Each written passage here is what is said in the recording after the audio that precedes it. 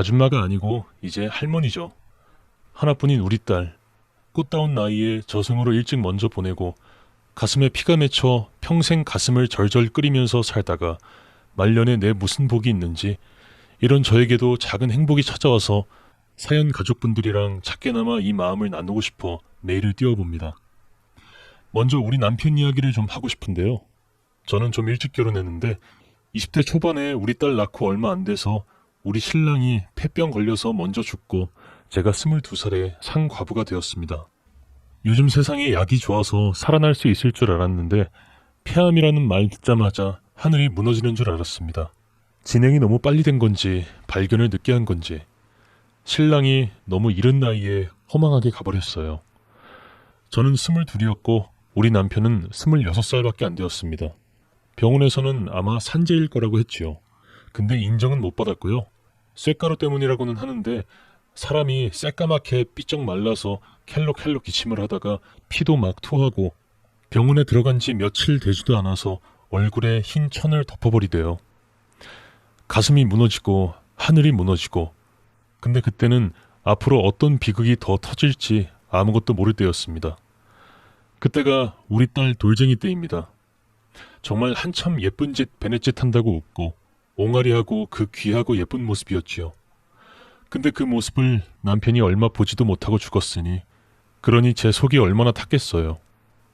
밤마다 조그마한 우리 딸내미를 가슴에 끌어안고 이 아기와 같이 죽어야 되나 생각도 했는데 우리 딸 방긋방긋 웃는 얼굴을 울릴 수가 없더라고요.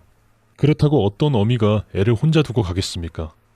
그러니 그냥 이를 악물고 살았어요. 어떻게든 잘 살아보려고 어떻게든 버텨보려고 안 해본 일 없이 닥치는 대로 하면서 애 입히고 먹이고 귀하게 길러보려고 열심히 살았습니다. 우리 딸은 사춘기도 없었어요. 남들은 가정 형편이 안 좋은 걸 부모 탓을 한다는데 우리 딸은 세상 보는 눈이 있어 그랬는지 딱 그러대요. 엄마, 나 이만큼 길러준 것도 너무 감사해. 내가 엄마 호강시켜줄게. 그렇게 우리 딸도 참 열심히 살았습니다. 응석 한 번 안 부리고 어쩜 그리 성실하게 잘 살았나 몰라요. 어린 나이에 놀고 싶었을 텐데 아침에 일어나면 저 피곤하다고 그렇게 혼자 준비를 척척해서 학교에 가요. 학원 보내줄까 해도 괜찮다 그랬어요, 걔가. 문제집 얻어가며 공부해서 서울의 이름난 대학까지 갔습니다. 얼굴도 예쁘고 똑똑한 우리 딸이 대학까지 장학금 받고 들어가니 그때부터 갑자기 정말 이제 큰 시름 덜었다 싶더라고요. 서울대 갈 수 있는 애가 전액 장학금 받고 다닌다고 자기 수준보다 좀 더 눈을 낮춰서 대학을 갔으니 장학금은 잘 나왔고 교수님들도 애가 반듯하다고 좋아하셨대요. 근데 거기서 남학생을 하나 만났는데 얼마 만나고 말 줄 알았는데 꽤 오래 사귀더라고요. 남자애는 집안이 좋고 부모님도 두 분 다 계신다고 해서 제가 내심 걱정했어요. 우리 딸 상처받을까봐. 남들 보기엔 그냥 별거 아닌 집안에서 운 좋게 열심히 해서 올라온 애일지도 모르겠지만 나한테는 온 세상이고 귀한 보물인데 우리 딸 마음 상해서 다치는 일이 생길까봐 너무 속상했죠. 근데 그 녀석이 우리 딸을 보통 좋아하는 게 아니더란 말입니다. 어쩜 그렇게 쫓아다니는지 너랑 사귈 시간 없다고 그렇게 말을 해도 꼭 나타나서 나랑 밥 한번 먹자, 커피 한 잔 마시자 하더래요. 그래서 둘이 결국 연애를 했나 봐요. 근데 아니나 달라요. 남자의 집에선 별로 안 좋아했던 모양이에요. 남자아이 아버지는 큰 대기업에 높은 자리 하는 분이고 엄마는 강남에서 유명했던 사모님이라는데 자세한 건 제가 잘 모르지만 아무튼 우리 딸이 아무리 귀하고 잘난들 그 집에 가면 무시받고 살게 뻔해서 제가 마음이 아팠습니다. 그래서 미운 소리 나쁜 소리 많이 했어요. 그 남자아이가 우리 집에도 왔더라고요. 그래서 앉혀놓고 우리 이렇게 산다고 집 한번 보라고 우리 딸 보기 마음 아픈 일일지 모르겠지만 현실이 이렇고 행여나 학생 부모님이 우리 딸한테 상처 주면 내가 용서하지 않을 거라고 그랬습니다. 우리 딸은 얼굴이 허해져서 왜 그렇게 못되게 말하냐고 계속 저를 말리면서 하지 말라고 그러는데 근데 그 남자애도 은근히 도끼가 있더라고요. 자세를 딱 고쳐 앉으면서 어머님, 은주 절대로 상처받지 않게 제가 지켜주겠습니다. 하는데 갑자기 마음이 좀 열리더군요. 그 모습이 귀엽기도 하고 우습기도 한데 나름 의지가 보이고 이런 기백이 있는 남자애라 우리 딸이 좋아하나 싶기는 하더라고요. 우리 딸과 사위는 그렇게 3년이나 더 열렬히 사귀었습니다. 나중에 결혼하겠다고 왔을 때 겁이 덜컥 났어요. 그날 이후로 제가 내버려 두어서 어찌 지내는지 그 댁 부모님은 어떤 분인지 전혀 아는 게 없어 걱정이 좀 되었습니다. 만나다 헤어질 수도 있다고 생각했는데 이제 진짜 결혼을 하겠다니까요. 그래서 걱정스러운 마음으로 상견례 자리에 나갔는데 정말로 사돈댁이 좀 차갑기는 하더라고요. 저는 딴에 호의로 하는 말도 차갑게 쳐내고 하여간에 쌍방의 소통도 잘 안 되더라고요. 저는 말이 안 통하고 그쪽은 나를 무시하고 우리 딸이 마음에 안 드는 것 같아서 저도 속상하더라고요. 그래서 이 결혼을 하니 많이 한동안 사돈댁하고 좀 싸늘하게 분위기가 좋지 않았습니다. 근데 우리 딸도 결혼을 원하고 우리 사위될 녀석도 결혼을 하겠다고 하고 죽자고 둘이서 서로 아니면 안 된다고 난리를 치는데 참 부모된 마음으로 그렇게 원하는 애들 떼어놓으려니 안 되더라고요. 그래서 저랑 사돈댁이랑 단판을 지었어요. 우리 결혼시키자. 사돈도 나도 간섭하지 말고 저들 하고 싶은 대로 하게 해주자. 그래, 합의를 보고 서로 조금씩 양보를 해서 결혼까지 무난하게 갔습니다.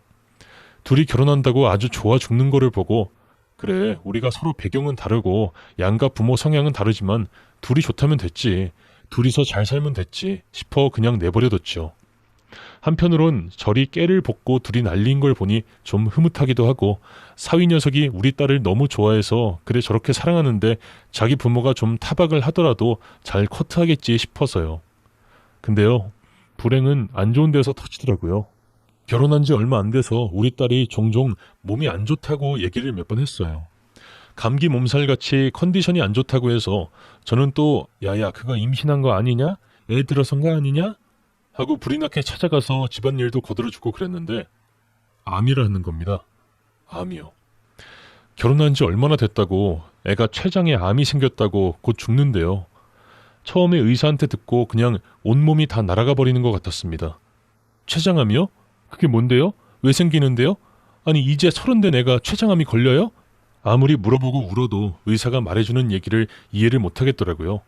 젊은 사람도 걸릴 수 있고 어쩌고 하는데 그냥 머리가 하얘져 불어서 무슨 말인지 하나도 모르겠고 그냥 우는데 눈물은 안 나고 속이 까맣게 타요. 희한한 게 암이라는 건 젊은 애들이 또 빨리 안 좋아진대요. 여명이 몇 달 안 남았다 소리를 몇 번이나 했는지 모릅니다. 이거 해보자 하고 안 되면 또 딴 거 해보자 하고 우리 꽃같이 이쁜 딸이 바싹바싹 말라가고 까매지는데 내가 딱 미치겠더라고요. 나도 이런데 더 복이 안 되었던 건 우리 사위가 그렇게 얘 아니면 안 된다고 죽기 살기로 결혼을 했는데 뭐 나사 빠진 것처럼 회사도 제대로 못 다니고 휘청휘청해요. 그래서 사위를 잡고 말을 했어요. 이래가지고 안 된다. 정신 차리고 혹시라도 우리 애 가거들랑 너 폐인되고 백수되면 안 된다. 간병은 내가 할 테니까 회사 나가라 그랬습니다. 근데 뭐 말을 들어야 말이죠. 한순간도 못 떨어진다고 울고불고 하면서 회사도 그만두고 그러니 사돈댁에서는 솔직히 뭐라 말도 못하고 속이 많이 상했을 거예요. 실은 그때는 생각할 겨를이 없었지만 지금 생각해보면 내 딸이 다 죽어가는 사위 붙들고 망가져가는 모습 보고 있었으면 사실 원망스러울 거라 생각합니다. 결혼한 지 얼마 되지도 않아서 시부모하고 정들새도 없었는데 제 아들 호랍이 만들 여자다 싶었겠죠. 우리 딸 거의 죽어가는데 그때까지도 연락 한 번 없었고 와보지도 않았어요. 잘못 걸렸다 생각했을지도 모르겠습니다. 괜히 암 걸린 여자를 만나서 신혼의 즐거움을 봐야 할 때 하나 있는 외아들은 맛이 가버리고 아무튼 우리 딸은 췌장암 선고받은 지 딱 6개월 뒤에 하늘로 갔습니다. 화장해서 뿌려줘야 되는데 내가 손이 덜덜 떨려서 못 보낸다고 끌어안고 정신줄을 놓고 울고 그랬어요. 귀한 우리 딸. 남편도 그렇게 보내고 내가 얼마나 귀하게 키웠는데 어디 가서 미운 소리 들을까봐 나쁜 건 내가 다 하고 우리 딸은 귀하게 키웠는데 남편 죽은 것도 억울한데 이렇게 허망하게 내 새끼 보내야 된다 생각하니 막 가슴이 갈기갈기 찢어지는 것 같았지요. 그렇게 너무 힘들게 장례 치르고 부의금 정리하고 장례식장 정리하고 병원 생활 물건 정리하면서 사위를 불렀습니다. 내 할 말이 있는데 이제 우린 암납니다. 그러니 너는 네 갈 길 가고 나는 내 갈 길 갈란다. 좋은 여자 만나서 새 살림 차리고 새 출발해라. 너 닮은 애도 낳으면 좋겠구나. 그러니까 사위가 아무 말도 못하고 뚝뚝 울기만 해요. 미운 소리만 했던 거 미안해서 등을 좀 토닥거리고 내 마음이 미어져서 머리도 몇 번 쓰다듬고 오래 있으면 같이 울어버릴 것 같아서 얼른 등 돌리고 나왔습니다. 대답도 제대로 안 듣고, 그리고 나중에 우리 딸이 꼬박꼬박 모으던 적금 통장이며 새 아파트 청약 같은 것들 다 사위에게 넘겼습니다. 부부니까 사위 몫이겠다 싶어서요. 그리고 저는 다 정리해놓고 시골로 내려왔습니다. 우리 딸 어릴 때 잠깐 살았던 곳인데 도시 외곽의 시골이거든요. 여기서 뒷산에 나물도 캐고 우리 딸 산책도 시키고 길가에 코스모스 핀 것도 보고 논밭도 구경하며 어린 시절을 보냈었는데 혼자 텃밭이나 가꾸다가 백발 할머니가 되어 늙어 죽으면 딱이겠다 싶었지요. 잡종 강아지도 하나 얻어다 마당에 풀어놓고 허름한 집에서 강아지나 쳐다보면서 살았습니다. 밤에 잠이 들면 꿈에 우리 딸이 나오더라고요. 엄마, 이러지 말고 재미나게 살아 하고 얼마나 한이 맺혔으면은 우리 딸이 꿈에도 나오는지. 보통 남들은 꿈에 나와서 아무 말 안 하고 서 있다가 간다는데 우리 딸은 내 손까지 붙들고 엄마, 재미나게 좀 살아 제발 이러더라고요. 눈 뜨면 잠들 때까지 아무하고도 말을 섞지 않고 딱 필요한 말만 하고 살았습니다. 동네 사람들도 제 사정을 알게 되고 난 후부터는 딱히 저한테 말을 붙이지도 않았고 오히려 왜 이렇게 다 무너져가는 동네에 왔냐고 좀 북적북적한 데 가서 사람들 틈에 부비고 살지 하더군요. 그 와중에 어떻게 알아냈는지 해마다 어버이날이 되면 꼭 택배로 뭐가 왔어요. 꽃다발이며 선물이 꼭 같이 왔는데 비싼 한약이 올 때도 있었고 등산복 세트가 오기도 하고 상품권이 오기도 하고 근데 그거 다 돌려보냈습니다. 사서 보내는 것 정성이고 노인네 관심 주는 것만 해도 감사하게 생각해야 하는 건 맞는데 내가 그걸 덥석덥석 받으면 우리 사위는 새 출발 못할까봐. 우리 딸 생각하면서 사는 건 나 하나면 충분하고 젊은 사람이 아내 먼저 보냈으면 얼른 제가 해야죠. 그래서 이를 악물고 반송 안 된다는 물건까지 악착같이 다 돌려보냈습니다. 안 받는다고. 하루는 빨리 세장가 들라 하려고 전화를 걸려 했더니 전화를 요리조리 피하고 안 받더라고요. 그렇다고 사람이 직접 찾아온 것도 아니고 매양 선물만 보내니 그래서 그냥 오는 족족 다 돌려보냈습니다. 어떻게 그렇게 끈질기게 보내오는지 진절머리가 날 정도로 꾸준하더군요. 어버이날, 제 생일, 딸 기일 그렇게 저는 반송하고 사위는 계속 보내고 그렇게 거의 8, 9년을 받다가 어느 날부터 딱 아무것도 안 오더라고요. 드디어 포기했구나. 나이가 늦어지긴 했지만 늦장가라도 갔나 보다 생각했습니다. 기왕이면 심성 좋은 여자 그리고 무엇보다 건강해서 명줄 긴 여자를 만나서 아이도 낳고 오손도손 잘 살기를 바랬지요. 사실 우리 사위 꽤 괜찮았습니다. 아니 정말 좋은 제가 못마땅해 하긴 했지만 가정적이고 술도 안 마시고 참 반듯했거든요. 아무튼 그렇게 다행이라 생각하고 이제 제 삶에 집중하려 했는데 갑자기 동네가 시끌시끌해지기 시작했습니다. 그때까지만 해도 조용한 외곽의 시골 동네였는데 근처를 크게 개발한다고 하더라고요. 그러니 이 동네에 땅 내놓는 사람들이 하나 둘 생기기 시작했고 뭐 건물을 짓겠다면서 자꾸 외지인들이 차 타고 들락날락 하더라고요. 저도 이 토지랑 집이 제 걸로 되어 있기는 한데 그게 뭐 대단한 규모도 아니고 아주 조그맣게 되어 있어서 그냥 시골 주택 생각하시면 됩니다. 그거 코딱지만한 게 개발 때문에 비싸게 팔린다고 여기저기서 집 팔고 이사를 나가겠다 동네가 들썩들썩 하더라고요. 근데 저는 도저히 이 집을 떠나고 싶지가 않았습니다. 처음 돌아올 때부터 나는 여기서 살다 죽을 거라 생각하기도 했고 우리 딸 어린 시절 해놨던 마룻바닥 낙서며 키재기 표시해 놓은 나무벽이며 눈에 밟히는 모든 곳이 다 우리 딸이랑 남편하고 관련이 된 곳이라 떠날 수가 없더라고요. 내 신혼집이고 우리 딸 낳은 집이고 걸음마며 첫돌이며 다 본 집인데 여기를 어떻게 떠납니까? 그래서 나는 못 팔겠다 했죠. 근데 저 빼고 주변 사람들은 하나 둘 이사할 준비를 하더라고요. 근데 어떻게 알고 왔는지 어느 날 건장한 남자들이 우리 집에 찾아왔습니다. 인상이 아주 우락부락하고 너무 느낌이 안 좋아서 저도 모르게 좀 굳었었어요. 오자마자 우리 집 마당에 멋대로 불쑥 들어오더니 말을 막 놓더라고요. 아주머니, 우리가 가격을 제일 잘 쳐주는 거야. 나중에 여기도 개발구역 지정되면요. 아줌마 보상도 못 받고 그냥 나라에 뺏길 수도 있다니까? 법을 모르니까 지금 이러고 있는 거예요. 그러지 말고 우리한테 빨리 파세요. 우리가 제값 쳐드린다니까? 하면서 막 험악스럽게 말을 하는데 아이고 법이고 뭐고 나는 잘 모르니까 다 늙어가는 아줌마 혼자 사는데 그런 놈들이 자꾸 들이닥쳐서 차고 앉아 저러니까 그냥 겁나더라고요. 그런데 별 수가 있습니까? 하도 사납게 달려드니 일단 벌벌 떨면서 난 팔 생각 없으니까 오지 말라고 돈을 얼마를 줘도 안 판다 그랬죠. 그랬더니 세상에 하는 말이 아줌마가 팔고 싶지 않아도 팔게 되는 날이 올 거예요. 그냥 돈 받고 땅도 팔고 하는 게 좋지 않겠어요? 하더라고요. 그러면서 주변 사람들은 다 팔았는데 왜 아주머니만 이렇게 생고생을 부려요? 하면서 징글맞게도 쫓아오는데 아침, 점심, 저녁 할 거 없이 수시로 들이닥쳐서 반 협박을 하고 나중에는 발로 마당에 바켓을 막 걷어차는데 너무 무서웠습니다. 울 때마다 며칠 안 남았다고 빨리 팔라고 협박을 하는데 어떻게 안 된다 하긴 했지만 너무 무섭더라고요. 어느 날은 용기 내서 안 판다니까 하고 소리를 버럭 질렀는데 때리려는 신용을 하면서 아줌마 어디서 소리 질러 하고 무섭게 하더라고요. 경찰에 부른다 해도 소용없었습니다. 소리 지르고 제발 가달라고 빌고 저는 이 집에서 우리 딸이랑 만든 추억이 너무 많아서 안 돼요 하고 애원했습니다. 그래도 수시로 나타나더라고요. 그 사이 이사가는 집들이 하나둘 생겼고요. 그렇게 한참 지났는데 그 양반들 참 모질고 지독하대요. 어쩜 그렇게도 지독한지 나중에는 자기들이 마음이 급하니까 우리 집의 마당에 강아지를 발로 차는 일이 생겼습니다. 그 개는 맹이라고 내가 여기 내려와서 너무 외롭고 마음이 힘들어서 데리고 온 강아지인데 딸아이 보내고 나서 그 맹이 돌보는 낙으로 살았지요. 근데 그 개를 그리 걷어차길래 내가 개를 끌어안고 그러지 말라고 막 울었지요.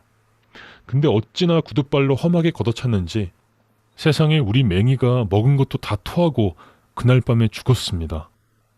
새벽에 나 혼자 아이고 이놈아 하면서 얼마나 울었는지 그 순간에 머릿속에 이성이 뚝 끊어지더군요. 내가 이놈들이랑 끝장을 봐야겠다. 부직갱이로 두드려 패는 한이 있어도 한 번은 작사를 내고 말겠다고 생각했어요. 그래서 그놈들에게 맞아 죽든지 경찰서에 가든지 아니면 내가 그냥 끝내든지 하여튼 간에 가만히 두지 않겠다고 생각했어요. 그러다 한 사흘 지났나? 누가 현관문을 두드리길래 그놈들인갑다 싶어서 마음의 준비를 단단히 하고 나갔습니다. 현관문 앞에 짝대기를 하나 세워놨는데 그것도 확인하고 엄청 긴장한 채로 문을 벌컥 열었는데 그놈들이 아니고 전에 몇 번 본 동네 할배가 서 있더라고요. 왜 그렇게 땀을 흘려요? 어디 아파요?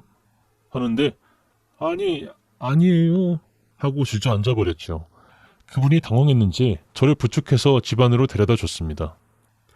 아니 다들 이사 나가는데 아주머니만 여기서 계속 계시는 것 같아서 그놈들이 팔라고 난리인데 이 집은 괜찮은가 싶어 왔죠 하더라고요. 저는 긴장도 풀리고 처음으로 누군가 내 마음을 물어봐 준 것 같아 그만 눈물이 왈칵 났습니다.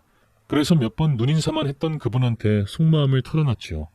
지난 일들도 얘기하면서 이러저러한 사정으로 시골에 혼자 내려왔고 마을 사람들이랑 섞이지 않으려고 했던 것도 그런 아픔이 있어서 일부러 벽을 치고 선 긋고 살았다 했습니다. 아이고 그런 일이 있었구나. 마음고생 정말 많이 하셨겠네요.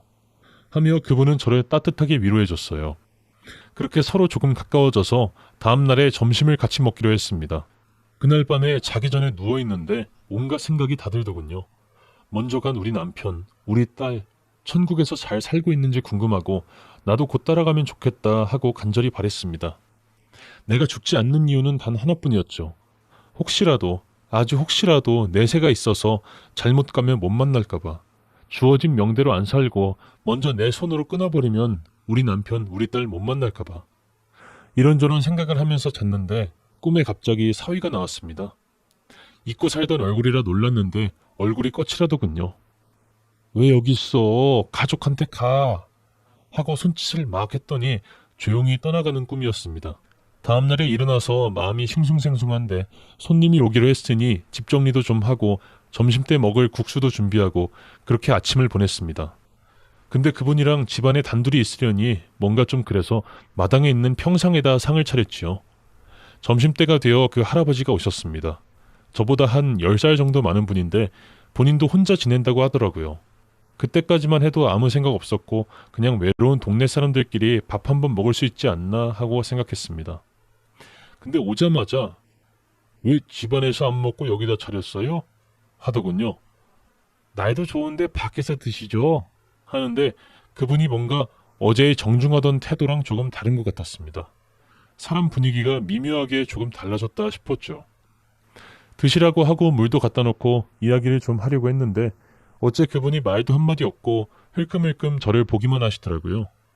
이 양반이 왜 이러나 했습니다. 한참 있다가 말을 꺼내는 게 그래, 아주머니 혼자 사니까 어떻대요?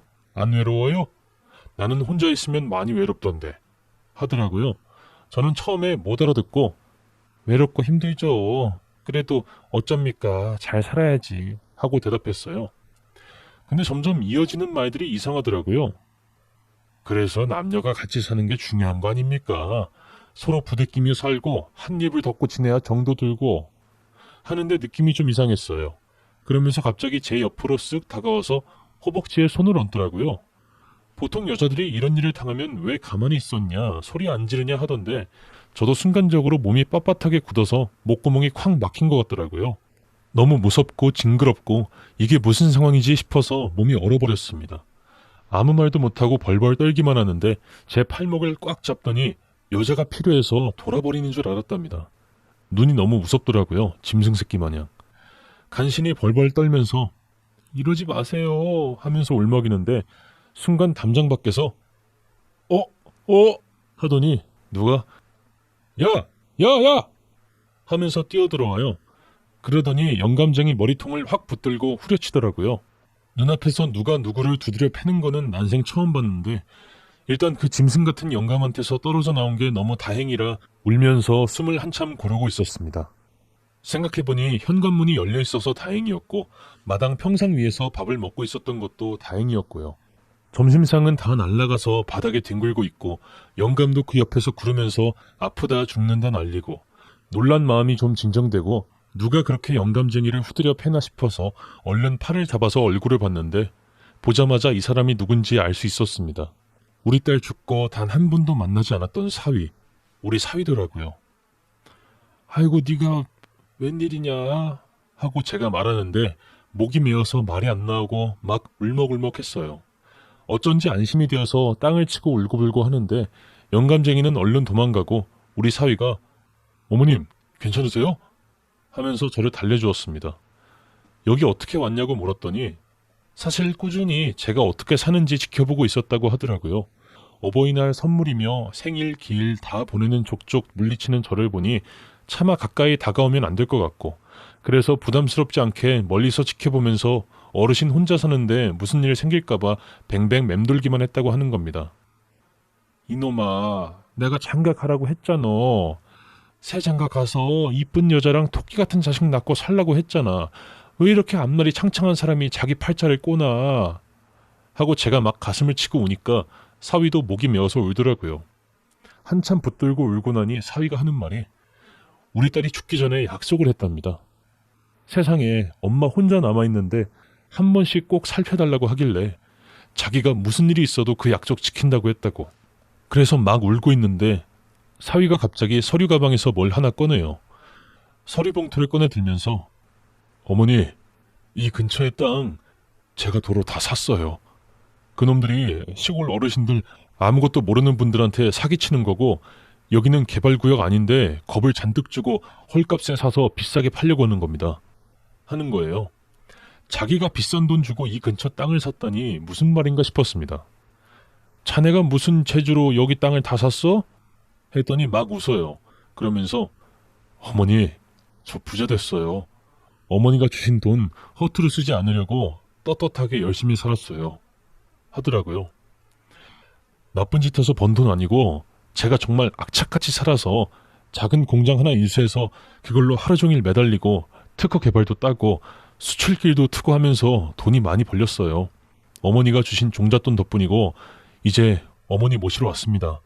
하는데 이게 무슨 일인가 꿈인가 싶어 눈물이 펑펑 났습니다. 그러니까 이제 저 밀어내지 마시고 그냥 딸 보내고 아들이 하나 생겼다 쳐주세요. 오늘 이 서류 보여드리려고 서울에서 여기까지 오면서 너무너무 긴장했어요. 어머니가 저 안 본다 하실까봐. 그리고 왔더니 이렇게 큰일 날 뻔했잖아요. 이제 저랑 같이 지내요. 예? 하는데 사위 눈이 뻘겋더라고요. 저는 차마 대답할 수가 없어서 그래도 아직도 젊어 보이는데 딸 죽은 장모를 모시고 살면 저놈 속이 어떨까 싶어 이러지도 저러지도 못하고 그래도 거절해야 하는 거 아닌가 싶어 끝까지 눈을 피하고 있었습니다. 그러자 사위가 갑자기 무릎을 꿇더라고요. 어머니, 저 은주랑 약속했어요. 그냥 못 갑니다. 어머니랑 여기서 단판을 지어야겠어요. 저랑 같이 가시는 거 불편하시고 서울살이 고단하시면 여기 집이 너무 오래됐으니까 수리해서 쭉 지내실 수 있게 해드릴게요. 마룻바닥이나 기둥 같은 거는 옮겨서 새 집에 넣을 수도 있어요. 제가 다 알아봤어요. 건축할 사람도 섭외해놨고요. 여기 집 제가 신혼 때 와봤지만 따로 떨어진 화장실에다 여기저기 고장도 잘 나는데 여기서 혼자 못 지내세요. 제발 집이라도 좀 고칠 수 있게 해주세요. 합디다. 내가 너무 거절하면 우리 사위 상처받을 것 같다는 생각도 들었고 결정적인 순간에 와준 사위가 너무 고마워 계속 망설이다 끝내 고개를 끄덕거렸습니다. 사위가 정말 기뻐하더라고요. 저 혼자 지내는 게 너무 걱정이 되고 마음이 쓰였다 하면서 얼마 지나지 않아서 집으로 사람들이 왔다 갔다 하더니 공사를 시작했어요. 건축사가 아주 유명하고 유능한 사람이라던데 저한테 꼭 보존하고 싶은 게 있냐고 물어보길래 우리 딸 키재던 기둥이랑 딸이 쓰던 방 마룻바닥이라고 말했죠. 세상에 그 부분을 고스란히 떼서 제 방 침실에 붙여주었더라고요. 사진으로 보여드릴 수 없는 게 안타까울 정도로 공사가 잘 됐습니다. 처음에 사위가 보여주면서 어머니 어떠세요? 하는데 그냥 주저앉아 울어버렸죠. 우리 사위가 정말 애를 많이 썼습니다. 제가 젊은 사람들 일을 어떻게 하는지는 잘 모릅니다만 번듯한 회사 대표가 되어 정말 바쁜 것 같던데 쉴 새 없이 전화 오고 받고 하면서도 인상 한번 찡그리지 않고 이제라도 효도해서 너무 기쁘다고 제 손을 붙들고 여기저기 보여주더라고요. 이사한 첫날에 사위가 도와주느라 이것저것 한 다음 사위는 아래층 방에서 자고 저는 잘 꾸며진 새 방에서 자는데 우리 남편 사진을 보면서 제가 그랬습니다. 여보, 내가 그렇게 결혼할 때 타박을 주고 우리 딸보다 아깝다 그랬는데 내가 너무 속이 좁았나 봐. 우리 남편이랑 딸 먼저 보내고 너무 외롭고 힘들었는데 우리 사위가 효도를 한다. 피 섞인 자식도 아닌데 저리 착한 녀석이 들어와서 내가 이 빚을 어떻게 갚아야 할지 모르겠다. 뜨거운 눈물을 흘리며 밤새도록 울고 나니 이제 더 이상 사위를 밀어내지 말고 우리 은주 대하듯이 정말 아들로 생각해야겠다 싶었습니다. 사위한테도 그렇게 말했죠. 내가 지금껏 죽은 우리 은주만 끌어안고 살았는데 우리 은주가 원하는 게 이게 아닐 것 같네. 자네도 상처 많이 받고 힘들었을 텐데 내가 내 생각만 하고 꽃다발이니 선물이니 그거 다 정성이고 자네 마음인데 그냥 받을 것을 그때는 일이 될 줄 모르고 자네가 좋은 데 가서 새 출발했으면 하는 마음에서 그랬어. 젊은 사람이니까 이제는 그냥 내가 또 다른 어머니라고 생각해 주라. 사위가 저를 꼭 안아주면서 어머니 제가 잘하겠습니다.